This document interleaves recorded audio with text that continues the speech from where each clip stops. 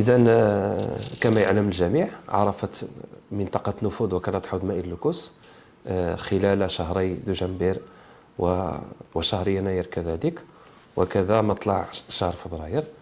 تساقطات مطرية والحمد لله مهمة.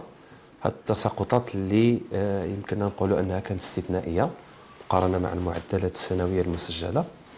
التساقطات بطبيعة الحال كان لها وقع جد إيجابي على حقيبة السدود، وكان لها أثر مهم بالنسبة لنا.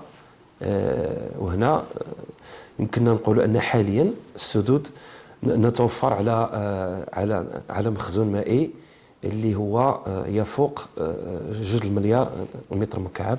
بطبيعة الحال هذا 2 مليار فهي تتضمن كذلك الأحجام اللي هي بحال نقولوا اللي هي ما فوق المستوى العادي للحقينات، اللي غيتم التصريف ديالها من خلال مفرغ الحمولات ديال السدود. كن دائما على اطلاع بآخر الأخبار والتطورات عبر جريدة بريس تطوان.